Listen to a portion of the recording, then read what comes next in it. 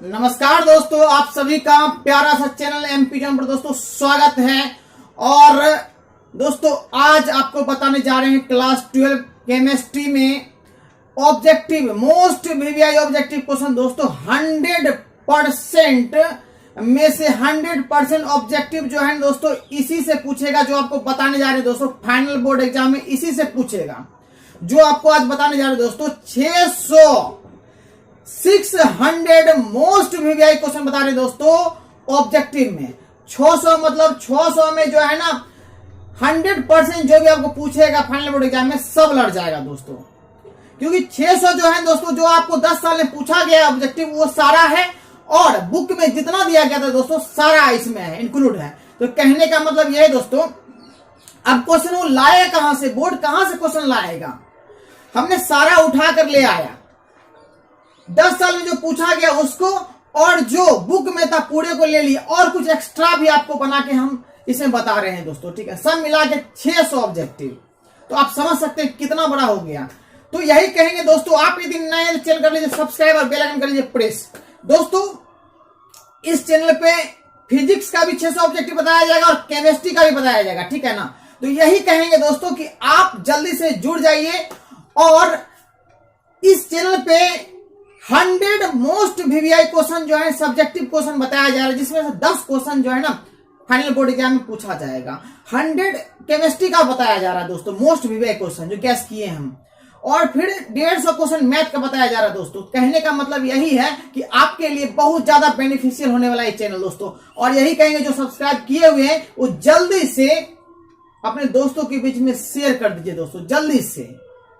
ठीक है ना, और यही कहेंगे कि डेली रात में 8 बजे, डेली रात को 8 बजे क्लास होता है, और 8 बजे पक्का आप आकर क्लास को डेली वॉच कीजिए।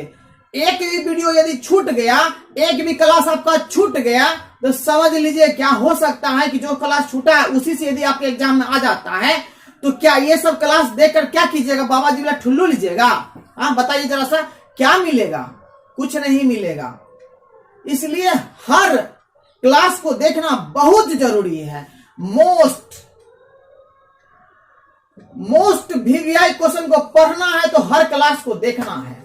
ठीक है ना, तो चले और देखते हैं क्वेश्चन की ओर चलते हैं। बहुत ही शानदार आपको जवाब देना है, उसका आंसर क्या होगा, और जब आपको नहीं आएगा तब हम आपको बताएंगे। ठीक है ना, तो कहने का मतलब है क्या दोस्तों कि यदि आप चाहते हैं कि अच्छे से हमको मार्क्स आए, 90 पार 90 प्लस मार्क्स आए, तो दोस्तों हमको और आपको तालमेल करने की जरूरत है।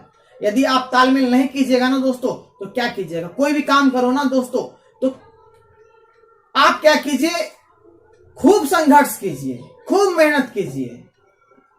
ठीक है ना, तभी आपको सफलता मिल सकता है दोस्तों। ठीक है ना, और बीच में यदि छोड़ दे दीजिएगा तो कुछ नहीं मिलेगा, समझे। चलिए आगे बढ़ते हैं, बिना टाइम वेस्ट किए दोस्तों आगे बढ़ते हैं।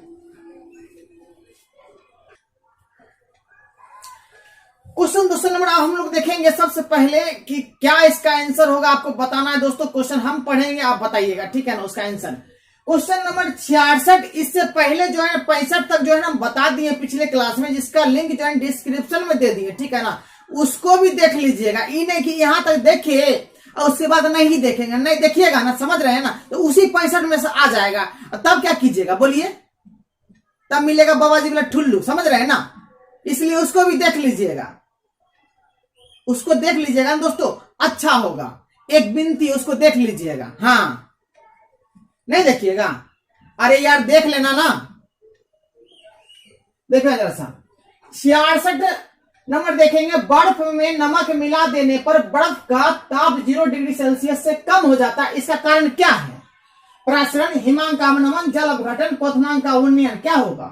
HCl 67 नंबर HCl तथा H2O के एजियोट्रॉपिक मिश्रण में होगा। 22.2% HCl, 48% HCl, 36% HCl, 20.2% HCl। क्या होगा? 68 नंबर बिलियन के अनुसंख्यक गुणधर्म का उदाहरण है घनत्व, द्रव्यमान, क्वथनांक का उन्नयन, ताप। क्या होगा? 69 नंबर निम्नलिखित में कौन द्वितीयक सेल है? Leclanche cell, lead storage battery, सांद्रण सेल, इनमें से सभी।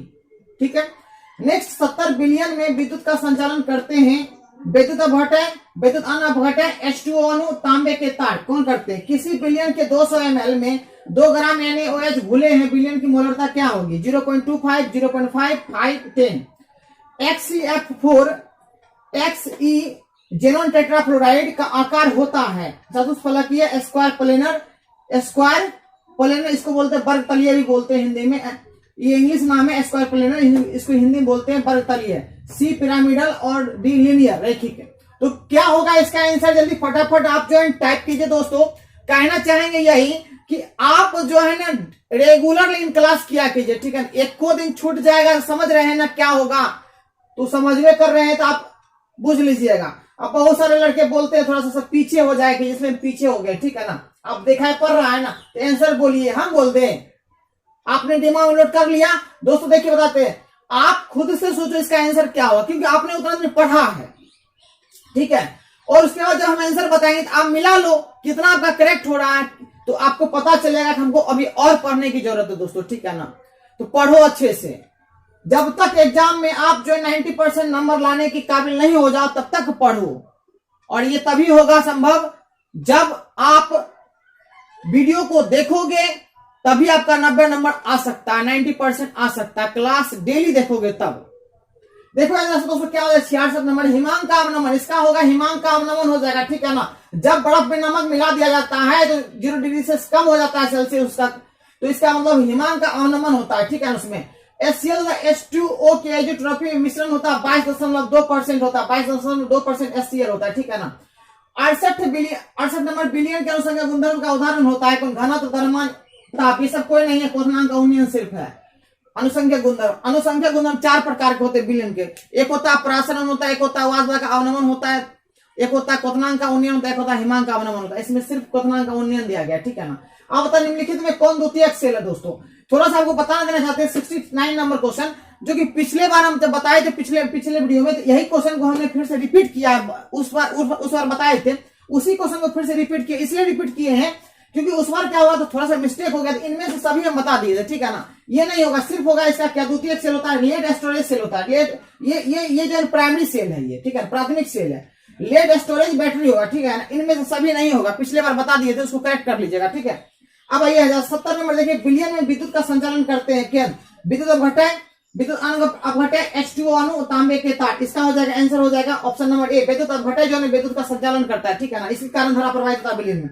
किसी बिलियन के 200 ml में 2 ग्राम NaOH घुले हैं, बिलियन की मोलरता कितनी होगी? 0.25 होगा, निकालिएगा 0.25 आएगा, ठीक है ना। XeF4 का आकार होता है स्क्वायर प्लेनर होता है। क्या होता है? Square planar. B is right answer दोस्तों, बी इज राइट आंसर। कितना का सही हुआ आप चेक करते जाइएगा कि कितना हमको सही हो रहा है। और दोस्तों कहेंगे यही कि लगा दो दम। क्या करोगे शरीर में ये दिखाकर, बॉडी दिखाकर दोस्तों, शरीर दिखाकर क्या करोगे? शरीर का काम नहीं है, शरीर का काम एक ही जगह होता है कि आप जो है ना दिमाग को बढ़ाओ, दिमाग को विकसित करो, ठीक है ना। तभी होगा आपका मान सम्मान पहचान बनेगा आपके समाज में, नहीं तो नहीं बनेगा, ठीक है ना। इसलिए कहेंगे कि लगा दो दम जितना है और दिखा दो समाज वाले को 90% लाकर कि हम जो पढ़ते थे वो सही था, ठीक है ना। हम कुछ करने के काबिल है, आपके गार्जियन भी आप पर गर्व करे, ठीक है। तो उसके लिए आपको गर्व करवाने के लिए आपको बहुत ज्यादा मेहनत करना पड़ेगा, संघर्ष करना पड़ेगा दोस्तों। दोस्तों 73 नंबर क्वेश्चन देखेंगे। अब इसका आंसर आपको सटीक और बहुत ही सटीक जवाब देना है दोस्तों। यदि आपको आता होगा तो आप दीजिएगा, और नहीं आता होगा तो बस आप बने रहिए, उसका आंसर तो बतेबे नहीं करेंगे। जी हाँ, बताएंगे उसका आंसर। तो निम्नलिखित 73 नंबर, निम्नलिखित आयनों में कौन प्रतिचुंबकीय है?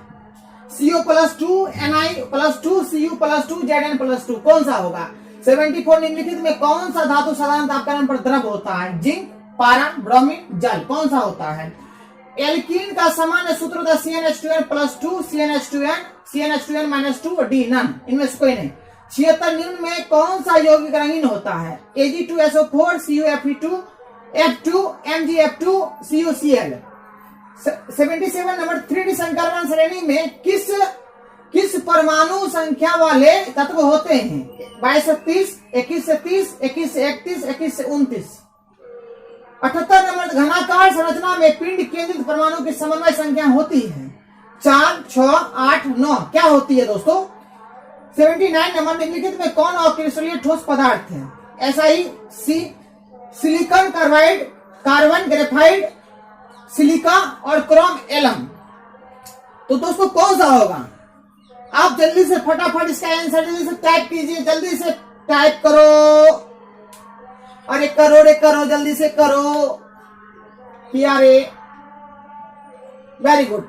अब हम बता दें, चलिए अब हम बताते हैं, चुटकियों में बता देंगे, चुटकियों में, ठीक है ना? तो देखिए जरा सा क्या है, निम्नलिखित में आयनों में कौन प्रतिचुंबकीय है? प्रतिचुंबकीय मारोटिक डी Zn+2 डी मारोटिक। निम्नलिखित में कौन सा धातु साधारण तापक्रम पर द्रव होता है? दोस्तों पारा होता है, साधारण तापक्रम पर होता है पारा, होता है द्रव होता है पारा। एल्कीन का सामान्य सूत्र होता है CnH2n मार्टिक बी। निम्न में कौन सा यौगिक रंगीन होता है? CuF2 cuprous fluoride. Very good. 3D संकरण श्रेणी में किस परमाणु संख्या वाले तत्व होते हैं? 21 से 30। 21 से लेकर 30 तक वाला को बोलते हैं हम लोग संक्रमण तत्व बोलते हैं, 3D संक्रमण तत्व बोलते हैं। घनाकार संरचना में पिंड केंद्रित परमाणु की समन्वय संख्या होता है 8। निम्नलिखित में कौन अक्रिस्टलीय ठोस पदार्थ होता है? और क्रिस्टलीय ठोस पदार्थ होता है, ये होगा सिलिका SiO2। जल्दी से फटाफट स्क्रीनशॉट ले लीजिए याद करने के लिए। जिसको यादें था वो क्या लीजिएगा जी? नहीं लीजिएगा दोस्तों, नहीं लीजिएगा, हम खड़ा हो गए, नहीं लीजिएगा। लेना है, ठीक है, ले लीजिए, फिर नेक्स्ट आगे बढ़ते हैं।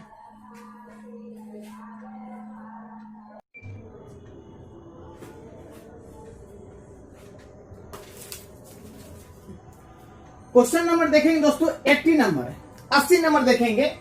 234.2 ग्राम चीनी के घोल में 34.2 ग्राम चीनी है। घोल का मोलर सांद्रण क्या होगा? मोलर कॉन्सेंट्रेशन क्या होगा? 0.1, 0.5, 5.5, 55।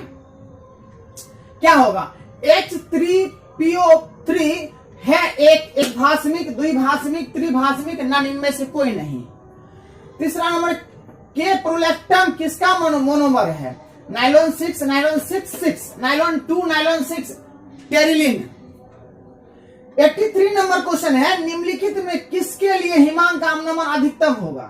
NaCl, urea, K2SO4, glucose. 84, निम्नलिखित में कौन सा अनुसंख्यक गुणधर्म नहीं है? हिमांक अवनमन, प्रकाशीय क्रियाशीलता, वाष्प दाब का अपेक्षिक अवनमन। 85 नंबर, स्मेल्टिंग का हिंदी होता है प्रद्रावन। स्मेल्टिंग में धातु के ऑक्साइड के अपचयन में संयुक्त है aluminium, carbon, magnesium, CO carbon monoxide. K4FeCN का होल 6 में Fe का प्रसंस्करण क्या होता है? DHP2, sp3, D2, sp3, D2। क्या होगा? तो आंसर दीजिए, हम साइड हो जाते हैं, ठीक है ना? आप आंसर दीजिए। बहुत सारे विद्यार्थी बोलते हैं, बहुत सारे स्टूडेंट बोलते हैं, सब साइड हो जाया कीजिए। ना ही स्क्रीनशॉट लेने में होता है, ना ही सर देखने में होता है। क्या आप लिखते हैं सर? आप सामने में आके खड़े हो जाते हैं सर। तो लीजिए, हम पीछे हट गए हैं। अब आपको ठीक दिखाई पड़ रहा है ना? ठीक है, बोलिए इसका आंसर क्या हो जाएगा? चलिए,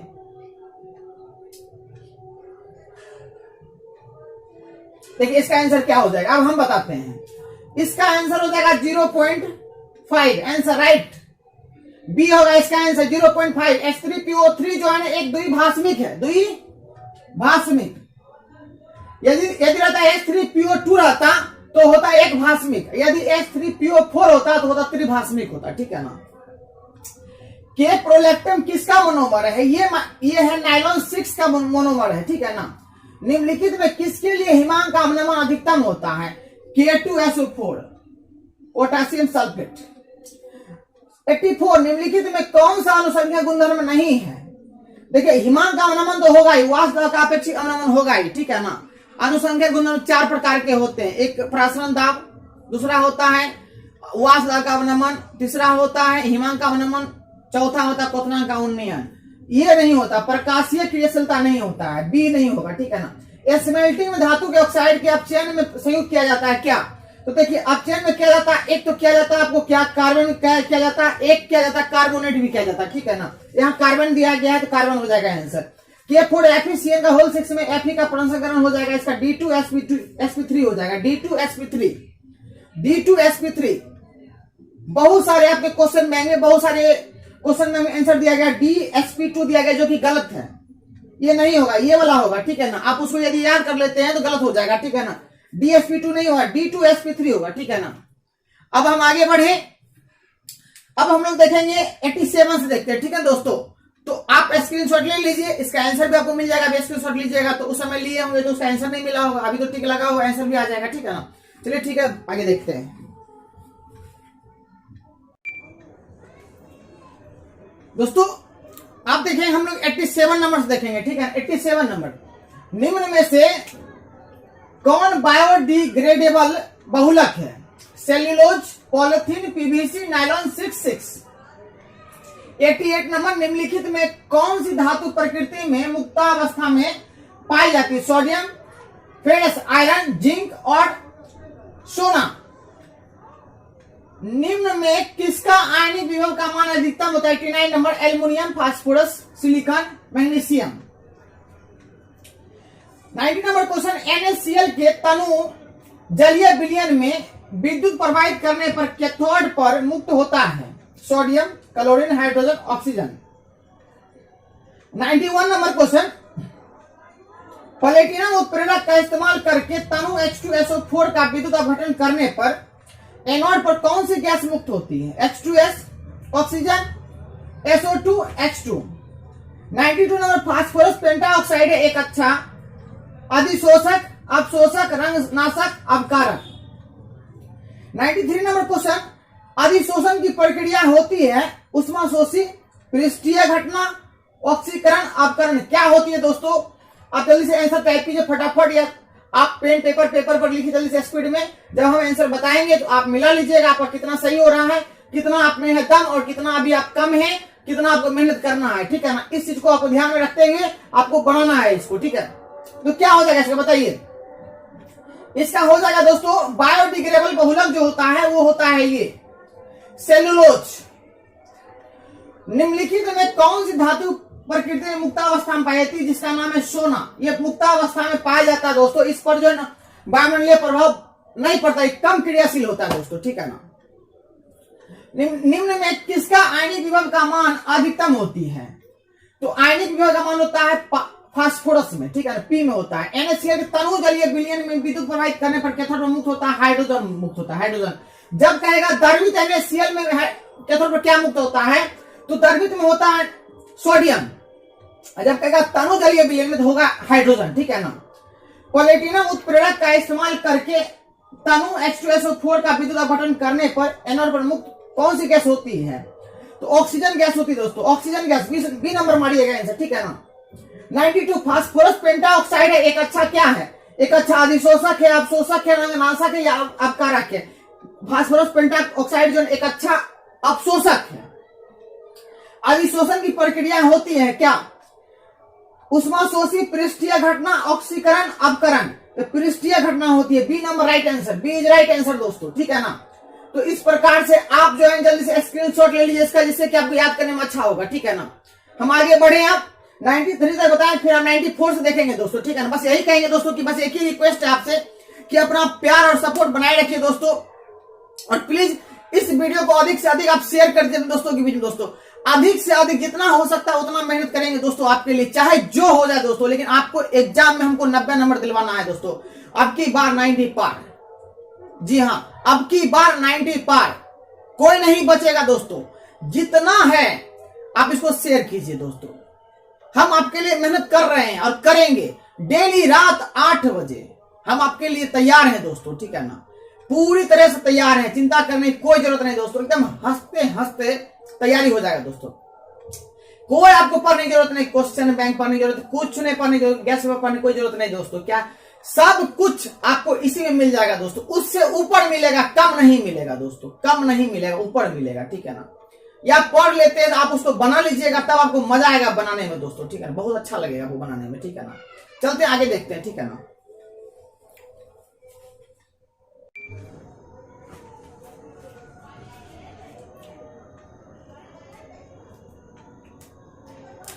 अब हम लोग देखेंगे दोस्तों 94 नंबर क्वेश्चन देखेंगे।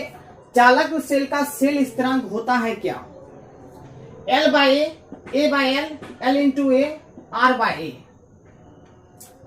95 में जो पदार्थ जल का पृष्ठ तनाव कम कर देता है कहलाता है विद्युत अपघटय, विद्युत अपघटय, अधिशोषण ऊर्जा, पृष्ठ सक्रिय कारक।